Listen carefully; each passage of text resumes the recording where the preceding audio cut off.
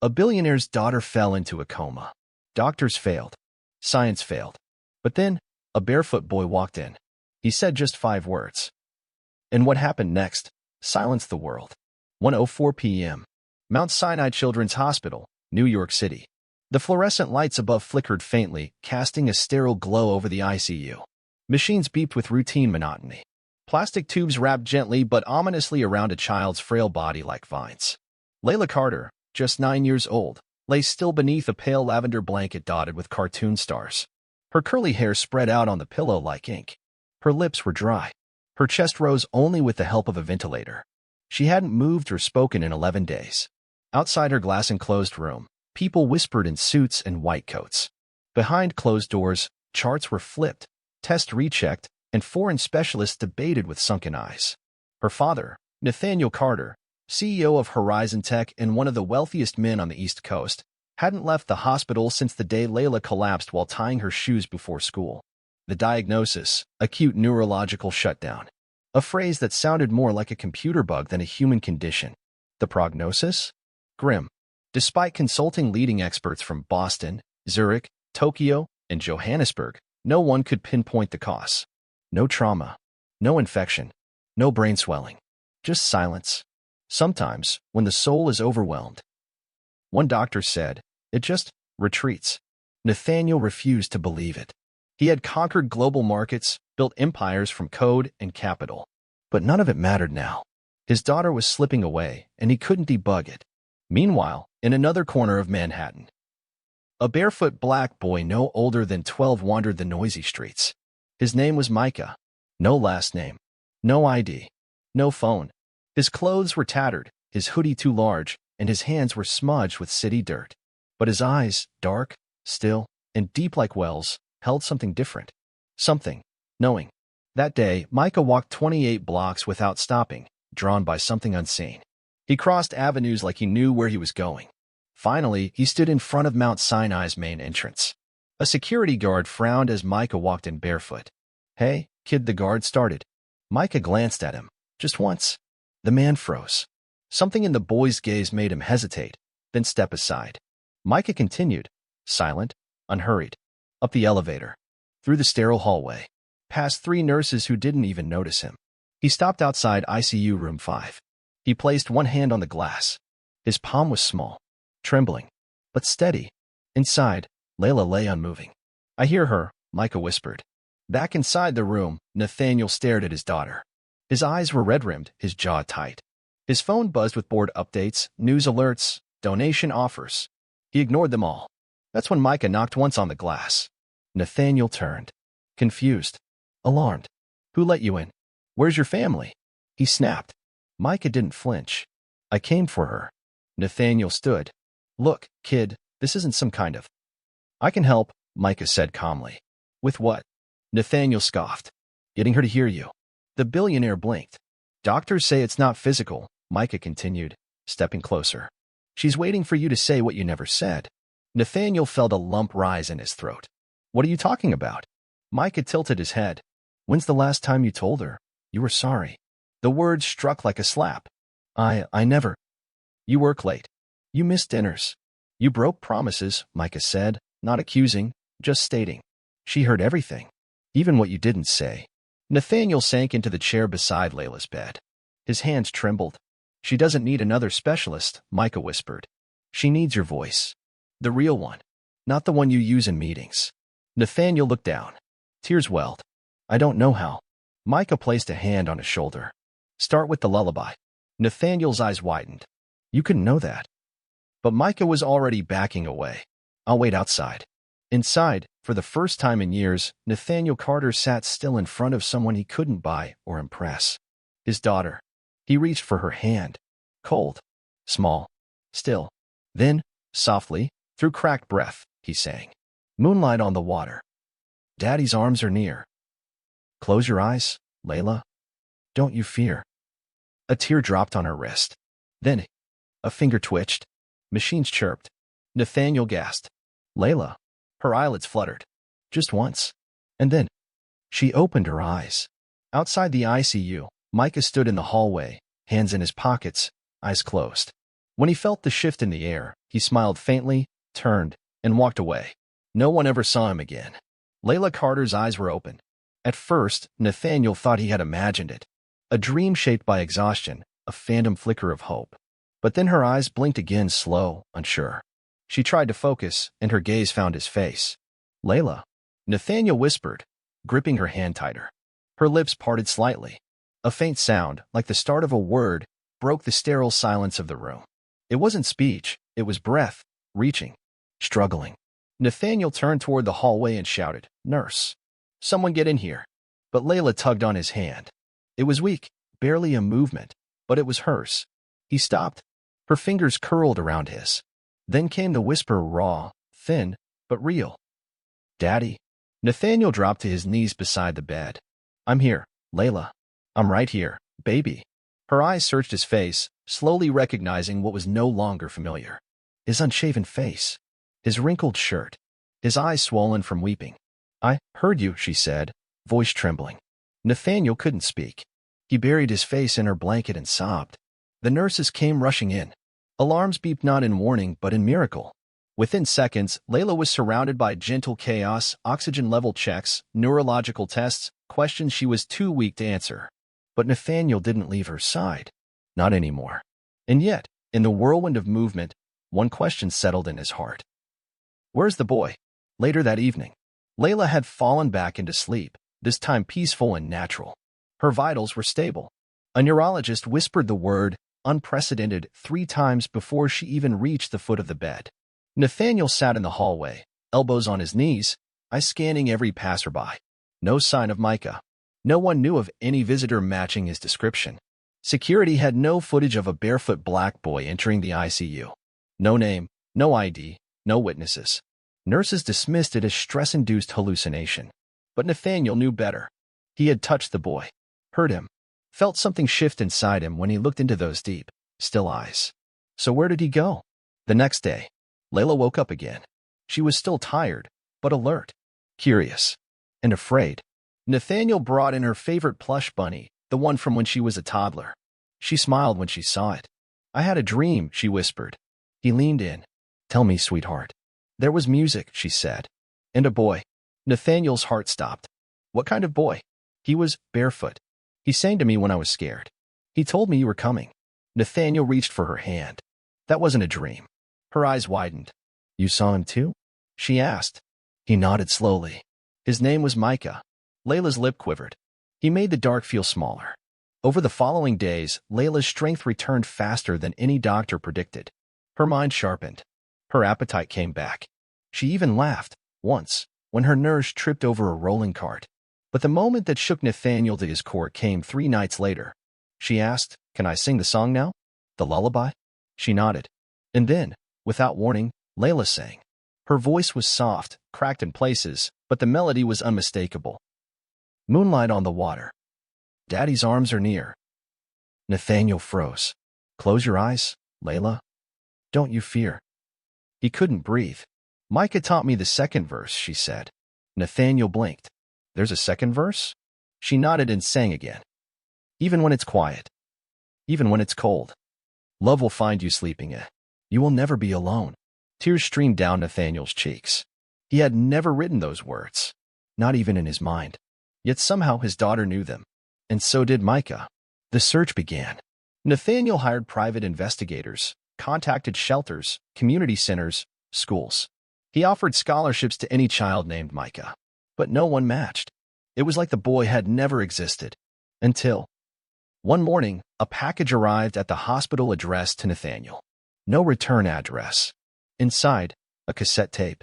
Old, dusty. Labeled in pencil, "For Layla, play gently." A cassette player was hard to find, but Nathaniel tracked one down within hours. He inserted the tape. Static. Then, Micah's voice, singing. The same lullaby. Both verses, but slower, like a message drifting through time. And at the end, a whisper. "Tell her, she already knows the rest." 1 week later, Layla was discharged. The hospital held a press conference. Doctors used phrases like miraculous neurological rebound and mind-body reconnection. Nathaniel said nothing to the press. He just held Layla's hand and walked away. But in private, He changed everything. He stepped down from Horizon Tech, donated a third of his fortune, and launched the Micah Initiative, a national foundation dedicated to healing children through music, storytelling, and emotional truth. Layla became its first child ambassador. And every night, before bed, she sings. Even when it's quiet. Even when it's cold. 1 month had passed. Layla was walking again. Her voice had fully returned. The doctors gave interviews. The media called it the Lazarus Child case. Everyone wanted to talk to the man who beat science. But Nathaniel Carter wasn't talking. He was searching, not for answers in hospitals, not in labs, but in alleyways, churches, shelters. He wasn't looking for fame. He was looking for Micah. Day 34. Nathaniel sat alone in a modest diner in Harlem. His blazer looked out of place in the worn-down booth. On the table sat a folder filled with maps, printed stills from security footage, and notes scribbled in his own handwriting. A man slid into the seat across from him. Clarence Watts, former NYPD, now a private investigator. I've checked every homeless shelter, every school in all 5 boroughs.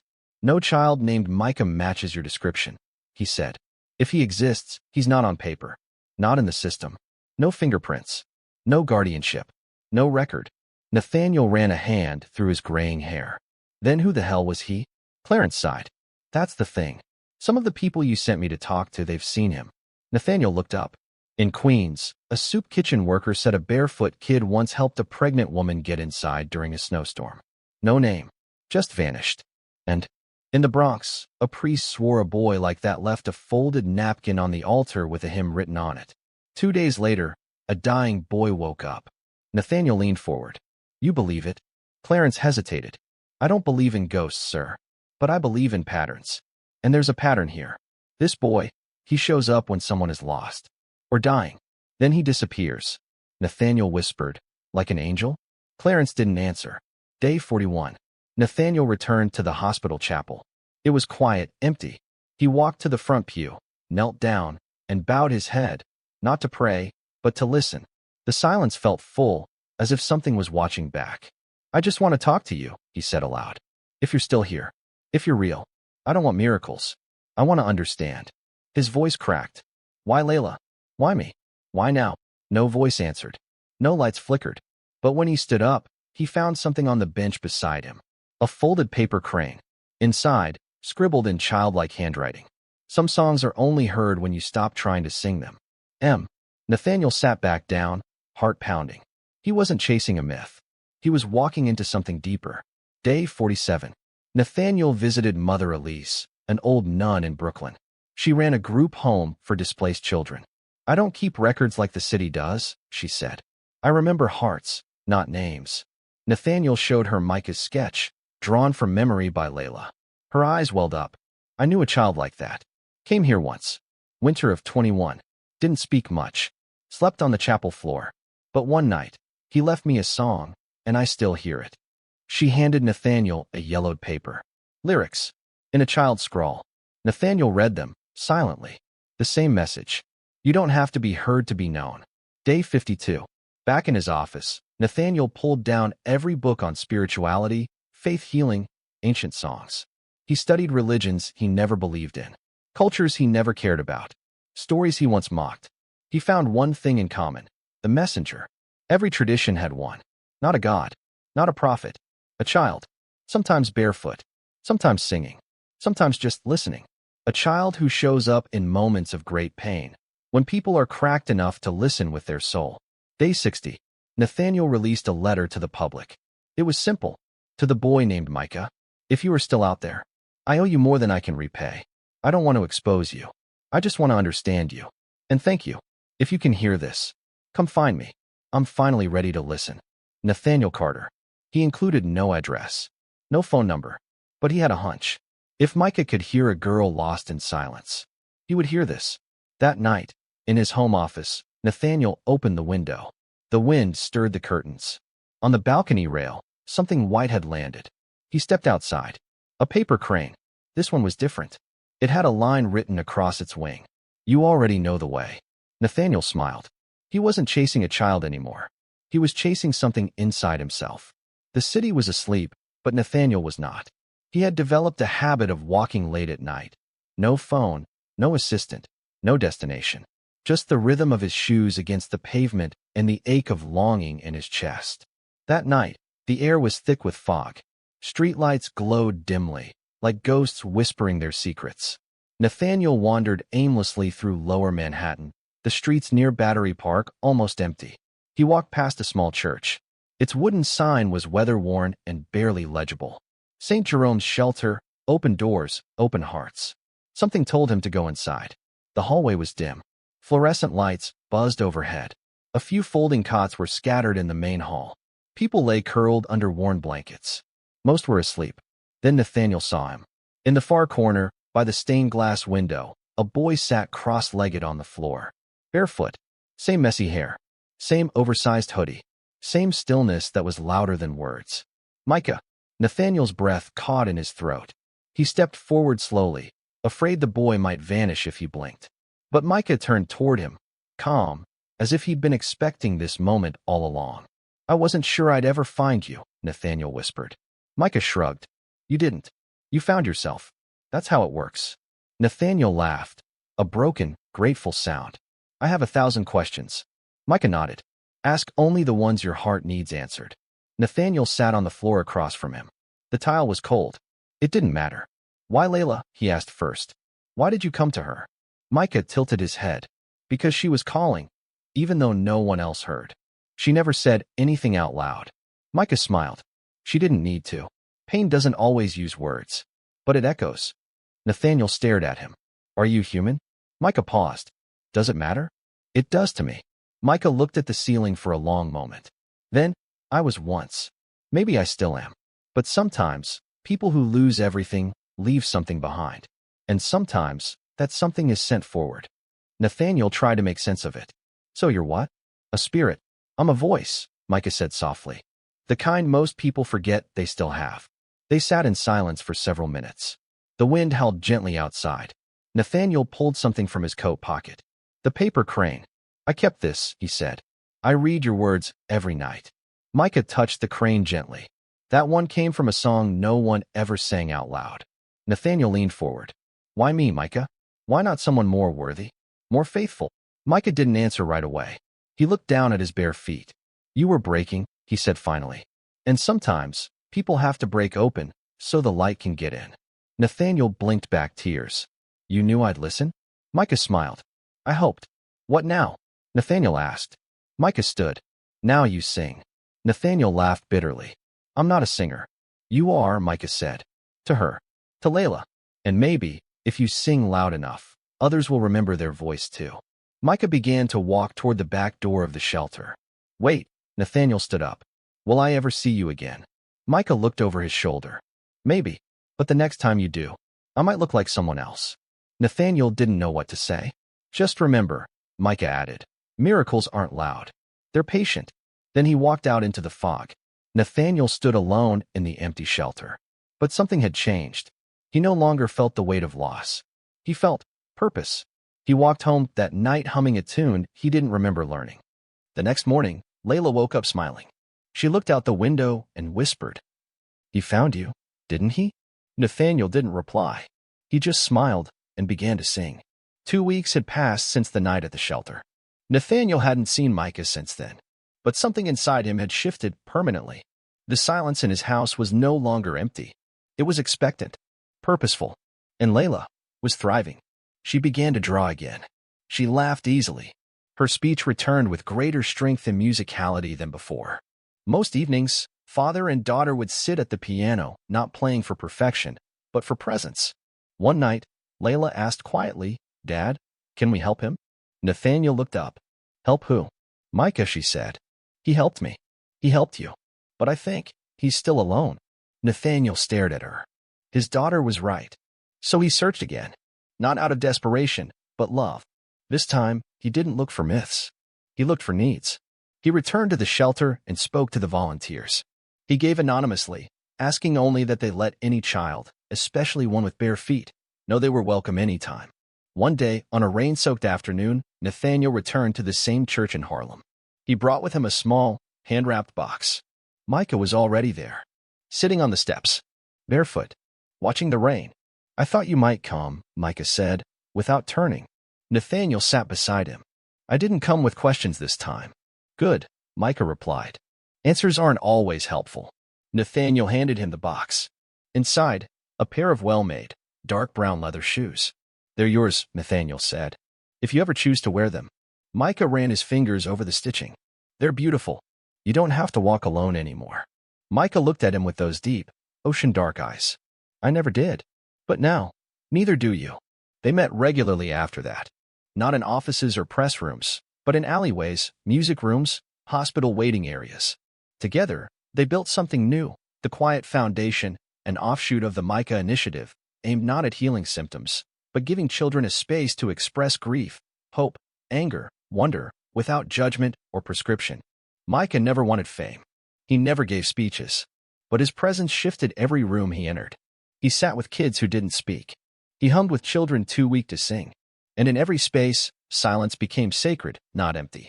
One day, a donor asked Nathaniel during a board meeting, "Who exactly is this Micah?" Nathaniel smiled. He's the voice we forget to use. He's the space between pain and recovery. He's not here to be known. He's here to remind us that we are. Layla wrote a book the year she turned 12. A children's story. Simple, illustrated by her own hand. It was titled, The Boy with No Shoes. The dedication read, For the boy who heard me, when I couldn't even whisper. It became a bestseller across schools and hospitals. On Nathaniel's 50th birthday, he asked for no gifts.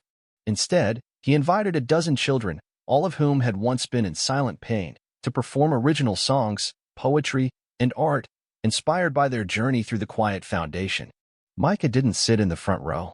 He stood by the back wall, watching, listening, humming quietly.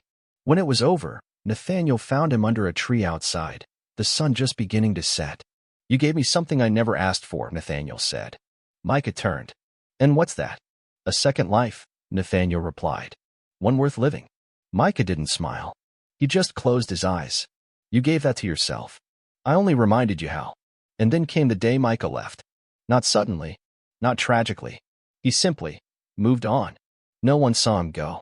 But each child who had once met him, in hospitals, in shelters, on lonely playgrounds, all reported the same thing. He said goodbye, without saying a word. Years passed. Nathaniel grew older. Layla grew wiser. The foundation grew, spanning continents. But in Nathaniel's study, by the window, sat a small glass case. Inside, a worn paper crane and a pair of well-kept, unworn shoes. A reminder that healing is not always loud.